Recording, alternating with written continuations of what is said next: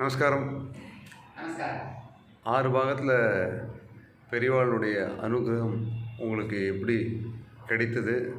உங்கள் கல்லூரி பருவ காலத்திலிருந்து நடந்த சம்பவங்கள், உங்களோட அனுபவங்களை நீங்கள் பகிர்ந்து கொண்டேன்.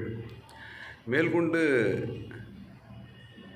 ஏதாவது ஜபம் அந்த மாதிரி விஷயங்கள் ஏதாவது உங்களுக்கு எடுத்து வச்சு அதில் உண்டான ஏதாவது அனுபவங்கள் உண்டுன்னா எடுத்து சொல்லுங்க. எனக்கு அதாவது எங்கள் அப்பா வந்து நாங்கள் குடும்பத்தோட புதுக்கோட்டைக்கு போனோம். அப்போ எனக்கு இன்னும் கல்யாணம் ஆகியில்லை. அங்கே வந்து ஒரு பெருசாக ஒரு ஹோமம் நடந்தது, யாகம் மாதிரி. அதில் வந்து ஒரு சன்னியாசி மாதிரி ஒரு சுவாமிஜி இருந்து அதை நடத்தி வச்சுட்டு இருந்தார். நாங்கள் வந்து போகிறப்ப எங்களுக்கு இதை பற்றிலாம் ஜாஸ்தி தெரியாது, கொஞ்சம் வயசும் குறைச்சல் தான். அதனால வேடிக்கை பார்த்துட்டு இருக்கிறப்ப நான் ஹோமத்தை பார்க்கறதுக்கு பதிலாக அந்த சுவாமிஜியை தான் பார்த்துட்டு இருந்தேன். ஏன்னா அவரோட ஜட தலையில் அவுழ்த்து விட்டால் தலை வரைக்கும் வரும்போது இருந்தது. எனக்கோ எலிவால ஓகே எலி மீசை, அதனால எனக்கு வந்து நான் அதையே விரித்து பார்த்துட்டு இருந்தேன். யோகம் இந்த யாகம் எல்லாம் முடிஞ்சதும் அவர் வந்து அப்பாவை என்னையும் தனியாக கூப்பிட்டு உங்கள் பொண்ணுக்கு வந்து நீங்கள் ஸ்வயம்பரா பார்வதி மந்திரம் குரு மூலமாக எடுத்து வச்சுருங்கோ அப்படின்னா. அவர் வந்து அப்பா வந்து சொன்னார், சரி அப்படின்னார். நீங்கள் எங்கே இருக்கீங்க அப்படிங்கிறச்சு நாங்கள் மெட்ராஸில் இருக்கோம். நல்லதாக போச்சு. மெட்ராஸில் வந்து மஞ்சக்குடி ராஜகோபால சாஸ்திரிகள்னு ஒருத்தர் இருக்கார், அவர்கிட்டயே எடுத்து வச்சுருங்கோ அப்படின்னார். அப்பா காதலை வாங்கி போட்டுட்டார். அப்புறம் அப்பா அவர் வந்து சொல்ல ஒரு 1008 ஆவர்த்தி சொல்லட்டும் அப்படின்னா. ஏற்கனவே நிறைய பூஜைலாம் பண்ணுறா, ஒரு 108 போருமா அப்படின்னு கேட்டார்.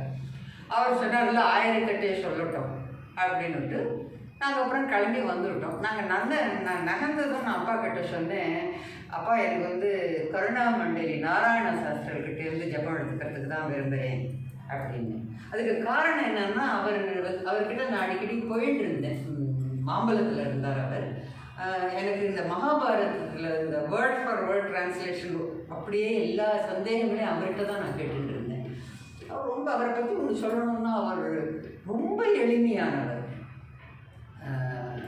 அவர் தன் காரியங்களெல்லாம் அவ்வளோ நல்லா பண்ணுவார். அது பூஜை புனஸ்காரமாக இருக்கட்டும், விரதங்களாக இருக்கட்டும், வேதம் சொல்லி தருப்பதாக இருக்கட்டும், ஒரு ஜீவனத்துக்காக வேண்டிய ஜாதகமும் பார்ப்பார்.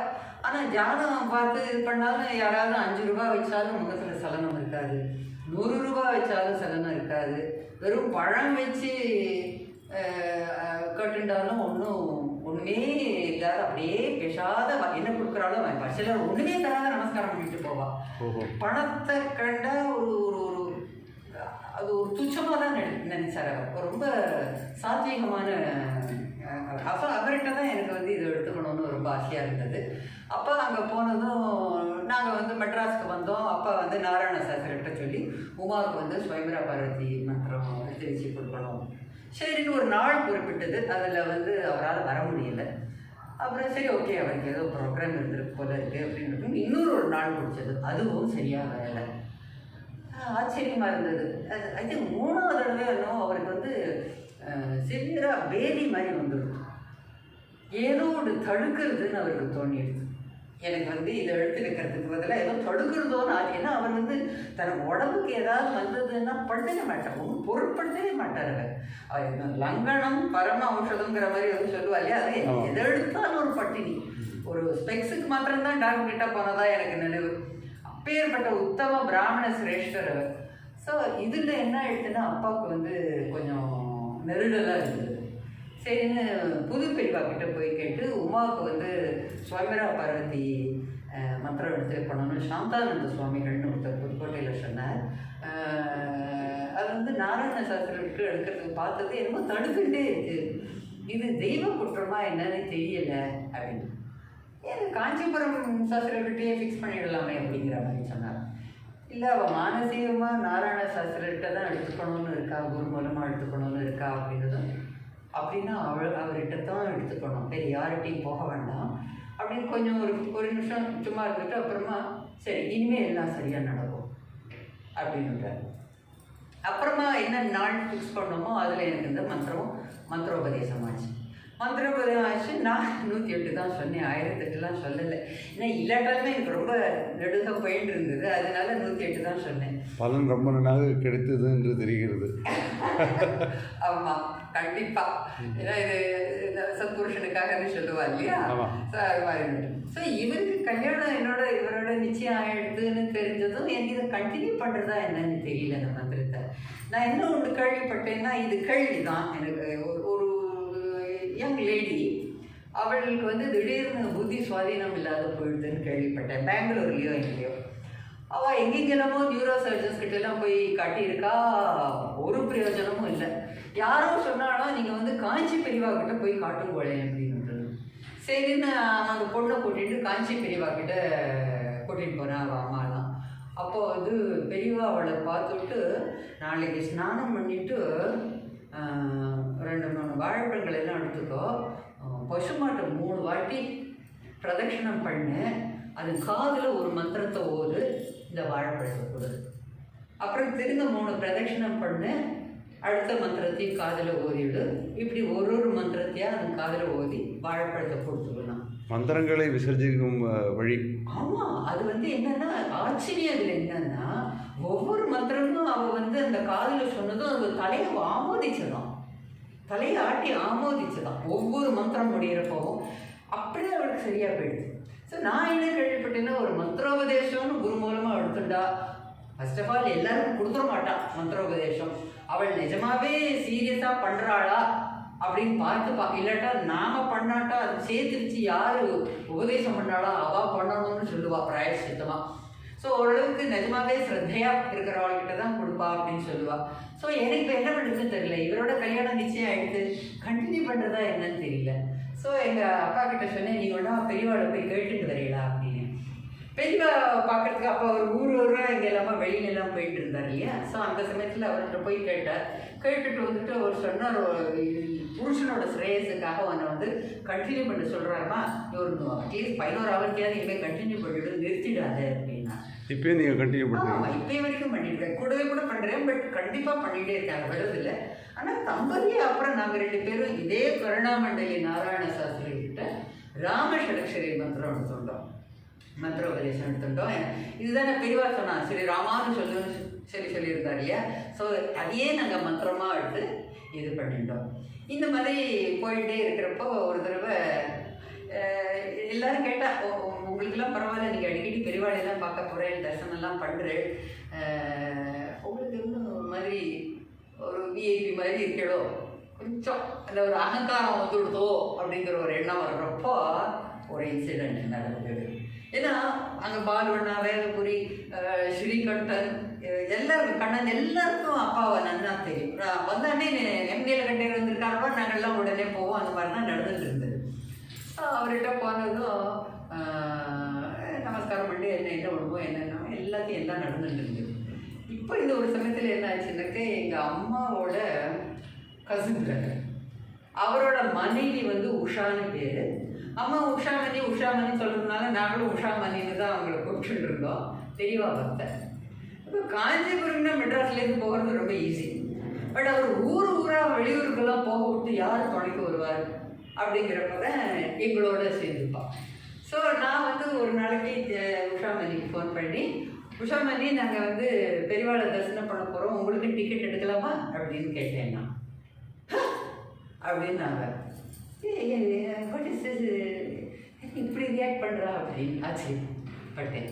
அப்போது உமானி வந்து பானுமதி உனக்கு தெரியுமா அப்படின்னா, யார் அதான் அந்த சினிமாலாம் நடிப்பாளே அப்படின்னா, தெரியாதுக்கு என்ன தெரியுமே, இப்போ கூட சமீபத்தில் ஏதோ பொதிகையில் ஒரு இன்டர்வியூ கேட்டேன் அவளோட அப்படின்னு. நீ என்ன நினைக்கிற அவளை பற்றி அப்படின்னா, அப்போ எனக்கு கொஞ்சம் சின்ன வயசு தான், நான் கம்பேரிட்டிவ்லி மனசில் பட்டதை அப்படியே கொஞ்சம் மண்டகமாக பிடிச்சவளா மாதிரி தோழிட்டு வந்தீங்க. ஐயோ ஏன் அப்படி சொல்கிறேன்னா, ஒன்றும் இல்லை, பாவம் அந்த இன்டர்வியூவர் வந்து நீங்கள் வந்து அன்னையில் ரொம்ப நல்லா பாடினேன் அப்படின்னா, ஏன் அலிபாபா 40 திருடர்கள் நல்லா பாடலையாண்ணா அப்படிங்குவோம். பட் இங்கே இதில் நல்லா நடிச்சேன்னா அதில் நல்லா நடிக்கலையா, நீ எதுக்கு எடுத்தாலும் இப்படி கேட்டுட்டு இருந்தா இன்னும் இது இப்படி பேசுகிறாங்கிற மாதிரி தோணிச்சு எனக்கு அப்படின்னு. அப்போ உஷாமணி சொன்னால், அதை பற்றிலாம் நீ நினைக்காத. இப்போ ஒருத்தர் வந்து காஞ்சிபுரத்துலேருந்து மடத்துலேருந்து தான் வந்தார். அவர் இந்த ஒரு இன்சிடெண்ட்டை சொன்னார். யாரையும் அப்படி அவ்வளோ சுருக்க எடை போட்டுடாத அப்படின்னா. என்ன அவன் சொன்னாலும் அது எனக்கு நான் உங்களுக்கு இப்போ சொல்கிறேன். பானுமதி வந்து அம்பாளுக்கு பூஜை பண்ணுறவள். ஒரு நாள் வெள்ளிக்கிழமை அன்னைக்கு அவளுக்கு வந்து பூஜை பண்ணுறப்போ பெரியவா ஒரு விஷன் மாதிரி ஏதோ தெரியல, யார் இது சன்னியாசி மாதிரி இருக்குன்னுட்டு விட்டுட்டான். திரும்ப 2வது வாரமும் வெள்ளிக்கிழமை பூஜை பண்ணுறப்போ அவர் பார்த்து ஸ்மைல் பண்ணி அப்படிங்கிற மாதிரி இருந்ததான். யார் இது, யாருன்னே புரியலையேன்னுட்டு ஒரு நாளைக்கு அவள் தன்னோட ஃப்ரெண்டு வீட்டுக்காரப்போ போயிருக்கிறப்போ யாரோ ஒரு தெருல சன்னியாசி மாதிரி நான் பூஜை பண்ணுறப்போ வானம் கூப்பிடுற மாதிரி இருக்குது, அது யாருன்னே தெரியல அப்படின்னா. எப்படி இருந்தார் பார்க்க அப்படின்னா அவங்க ஃப்ரெண்டு உடனே அவள் சொன்னான்னா, அப்போ வந்து சரி கல்கி மாதிரி ஏதோ ஒரு மேகசின் இருந்தது போல இருக்கு, இந்த மாதிரி இருந்தாரா அப்படின்னு. இவர் தான் சொன்னார், இவர் தான் வான் கூப்பிடுற மாதிரி இருந்தது. இவர் காஞ்சி மகா பெரியவா, இந்த பெரியவா காஞ்சிபுரத்தில் தானே இருக்கா, போய் பார்த்துட்டு வாயேன் அப்படின்னா. இவன் விட்டுட்டாங்க. அடுத்த வெள்ளிக்கிழமை அவள் பூஜை பண்ணுறப்போ, நீ உபாசிக்கிற காமாட்சி நான் தான், வா அப்படின்னா. அப்படியே அவள் பூஜையை முடிச்சதையோட இந்த சாமான், இந்த பழங்கள், புஷ்பங்கள், மாலைகள் எல்லாத்தையும் எடுத்துட்டு நேர கார் எடுத்து காஞ்சிபுரம் போயிட்டான். அப்போ அவர் ஆக்சுவலாக மடத்தில் இல்லை, பக்கத்தில் தான் இருந்தார். ஆனால் அங்கே வந்து இந்த ஒரு தனி ரூமில் இருந்துட்டு எல்லாரும் அந்த ஒரு கிணத்தடிக்கு பின்னாடி இப்படி இங்கே இருந்துட்டு எட்டி பார்க்கணும்.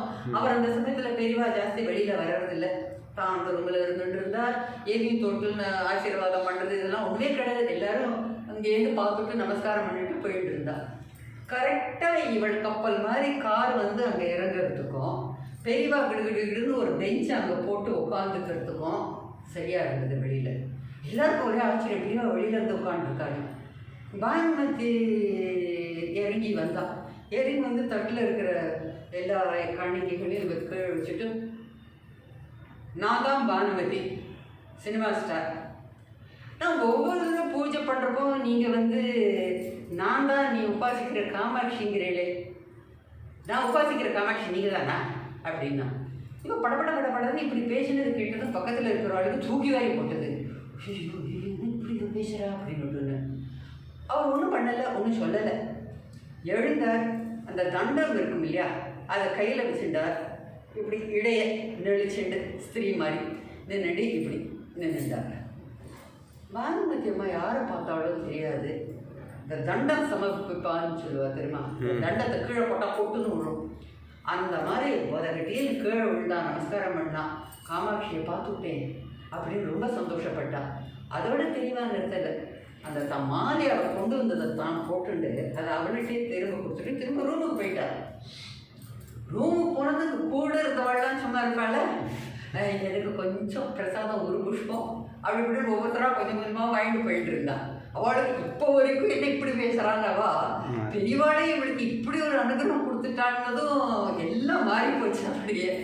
அப்புறம் ஒரு மாமி வந்து சொன்னால், நீங்கள் இப்படியே எல்லாருக்கும் கொடுத்துட்டு இருந்தேன்னா உங்களுக்கு 4 தான் மிஞ்சும் அப்படின்னா. அதுக்கு அந்த பானுமதி அம்மா என்ன பதில் சொன்னா தெரியுமா, எனக்கு 4 மிஞ்சினா போதும், மகான்களோட அனுகிரகங்கிறது பொது சொத்து, யார் ஒருத்தரும் அவர் எனக்கு தான் சொந்தம்னு எடுத்துக்கக்கூடாது அப்படின்னா. இப்போ நீ என்ன நினைக்கிறோமா அப்படின்னா. ஆச்சரியமாக இருக்குது. இதை விட ஆச்சரியத்திற்காடு இதை முடிஞ்ச கையோட அந்த காஞ்சிபுரம் மடத்துலேருந்து வந்தவரை வீட்டுக்கு அனுப்பிச்சதும், நான் பெரியவா கிட்ட போய் ஒரு சினிமா ஸ்டாரை துரத்தி நீங்கள் கூப்பிட்டுருக்கே இல்லையா, நான் உங்கள் நான் பக்தம் இல்லையா அப்படின்னு கேட்டுருக்கா. என்ன நீங்கள் கூப்பிட்டுக்க மாட்டேங்களா அப்படின்னு கேட்டாலும், கரெக்டாக நான் ஃபோன் பண்ணுறேன், உஷா மாதிரி நாங்கள் ஊருக்கு போயிட்டுருக்கோம், நீங்கள் வரையலான்னு. Perfect timing. ஸோ இது மாதிரி it is very obvious that Bhanumathi அம்மா வந்து மண்டே மௌனம் இருப்பான்னு வேறு கேள்விப்பட்டேன். ஸோ அதுலேருந்து இந்த ஈகோங்கிறதே கிடையாது. அட்லீஸ்ட் பெரியவா விஷயத்தில் அவருக்கு எத்தனையோ பக்தா, அதில் நாமும் ஒருத்தர். அந்த அளவுக்கு ஒரு கொஞ்சம் பவ்யமாக இருக்கணுங்கிறது எனக்கு அப்போ புரிஞ்சுட்டேன். நான் நீ எங்கேருந்து வேணால் வரலாம், எந்த தொழில் வேணால் பண்ணலாம், வாட் இஸ் இம்பார்ட்டன்ட்ங்கிறது அவருக்கு தெரியும். அந்த மாதிரி ஒரு நிலைமை வந்தது. இது நடந்து பல வருஷங்கள். இப்போ ஒரு ஜனவரி மாதம் என் பெரிய பையன் அமெரிக்காவிலேருந்து ஒரு வேர்ல்டு சயின்ஸ் கான்ஃபரன்ஸ்க்காக கல்கட்டா வந்திருந்தான். சரி நானும் இவரும் சேர்ந்து நாங்கள் 3 பேருமா சேர்ந்து போயிட்டோம். அவன் இங்கே இறங்கி வந்தால் நாங்கள்லாம் 3 பேரும் சேர்ந்து போனோம். அங்கே ஒரு குட்டி குட்டி ஷார்ட் சைட் சீயிங் மாதிரி அங்கங்கே எல்லா இடங்களுக்கும் போயிட்டு இருந்தோம். அப்போ வந்து எங்களுக்கு இவருக்கு வந்து காளிய வீட்டில் போய் காளியை தரிசனம் பண்ணிடலாங்க. ஐயா அங்கெல்லாம் வேண்டாம், அந்த பலியெல்லாம் விடுவா, எனக்குலாம் பிடிக்காது. போய் போய் தாயானவளுக்கே ரொம்ப இறக்க போனோன்னு பேர். இவள் எல்லாருக்கும் தாய். இவள் என்னம்மா பலியெல்லாம் கேட்கலாம், I can't stand that blood and core, வேண்டாம் அப்படின்னு. இல்லை பரவாயில்ல, இவ்வளோ தூரம் வந்துவிட்டோம், போகலாமே அப்படின்னா. திரும்பவா வரப்போகிறோம், ரொம்ப விசேஷம்னு சொல்கிறா அப்படின்னு. நான் பாக்கி எல்லா இடங்களுக்கும் போகலான்னு போயிட்டு இருக்கிறப்போ எங்கள் ஃபேமிலி ஃப்ரெண்டோட பையன் அவன் வந்து சொன்னான், மாமி நீங்கள் போகாத இருந்துடாதீங்கோ, அது ஒரு சக்தி பீடங்கள், அதுவும் ஒன்று போயிட்டு வாங்க, பரவாயில்ல, அதெல்லாம் ஒன்றும் இருக்காதெல்லாம், நீங்கள் கவலையப்படாத, அதெல்லாம் ஒன்றும் இருக்காது, நீங்கள் கவலைப்படாத, எல்லாம் காலம் மாதிரி போச்சு, அது மாதிரிலாம் பண்ண மாட்டான்னு போடுறது, நீங்கள் போயிட்டு வாங்கோ, அது ஒரு முக்கியமான ஸ்தலம், நீங்கள் போயிட்டு வாங்க. வேண்டாம் இருப்பா தான் நான் போனேன். சரி போனேன். இவரும் நானும் என் பையன் ஸ்ரீராம் பெரியவனும் அங்கே இருந்தால் பெரிய கூட்டம். அங்கே என்ன பண்ணுறது, இதில் நம்மளும் டூரிஸ்ட் மாதிரி வந்திருக்கோம், ஊரில் இருக்கிறவா கூட இல்லை. என்றைக்குமே இல்லாத திருநாளாக அன்னைக்கு ஒரு காவி வஸ்திரம் போட்டுட்டு உங்களுக்கு உள்ளே போய் தரிசனம் பண்ணணுன்னா நான் கூட்டிகிட்டு போகிறேன்னா, இவர் வந்து அது கொஞ்சம் பணம் கேட்டார் 3 பேருக்கும். அது மாதிரி போகிற டைம் இல்லை இவர். He hates to jump the queue. எல்லாம் இருந்து நிதானமாக தான் போகணும் அப்படிம்பார். இது ரொம்ப வருஷங்களாக இருக்காது, அது ஒரு ஹேபிட். கல்யாணம் புதுசில் கூட அப்படி தான் அவன் சொல்கிறார், you should not jump the கியூம்பார். பரமாச்சாரிகளை நாங்கள்லாம் போய் தரிசனம் பண்ண போகிறப்போ அவருக்கு ரொம்ப உடம்பு முடியலைன்னுட்டு உள்ளே கூட்டிகிட்டு போகிறதா இருந்தால் எங்களுக்கு பேர் கூட்டம். அந்த சமயத்தில் கூட இவர் யூ கேனாட் ஜம்ப் த கியூன்னார். எங்களையெல்லாம் தாண்டி அடிச்சுட்டுலாம் போயிட்டு இருந்தா. அப்போ நான் சின்னவன் ஜெயராம், அப்போ ஒரு 5-6 வயசு இருப்பான்னு நினைக்கிறேன். இப்படி மேலே தூக்கினேன், இப்படி அவனை தூக்கி பெரியவா திருஷ்டி அவனுக்கு படணுமே அப்படின்னு அப்படி தூக்கினேன். அப்படி தூக்கி காமிச்சப்போ கரெக்டாக ஒரு சமயத்தில் அவர் கண் இவன் மேலே வந்து கொடுத்து திருஷ்டி பட்டு கொடுத்துங்கிறது எனக்கு தெரிஞ்சு கொடுத்தேன்.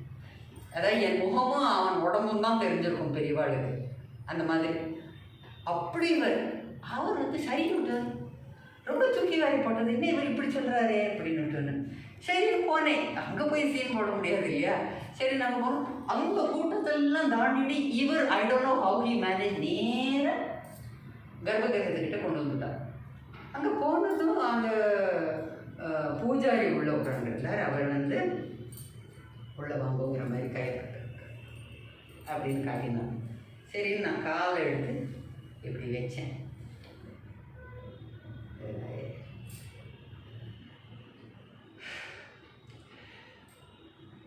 கரண்ட் மாதிரி ஒரு ஷாக்கு. அப்படியே காலை பிடிச்சின்னு அலறினேன்.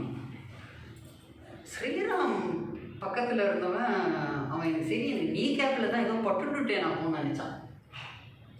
அப்புறம் என்ன ஆச்சுன்னே எனக்கு தெரியல, வீலில் அலறின்னு சிரிச்சுன்னு மாற பிடிச்சிட்டு சாஞ்சிக்கிட்டேன். அது தூணோ சுகரோ என்ன இருந்தோ அதில் எனக்கு ஹார்ட் அட்டாக் அவன் பயந்துட்டான். சிரிக்கிறேன், அழறேன், ஒரு ஃபோர்ஸ் ஆஃப் எனர்ஜி மாதிரி. நான் அந்த மாதிரி எக்ஸ்பீரியன்ஸ் பண்ணினதே இல்லை. அப்படி வந்து அடித்தது என்னால் தாங்கவும் முடியல.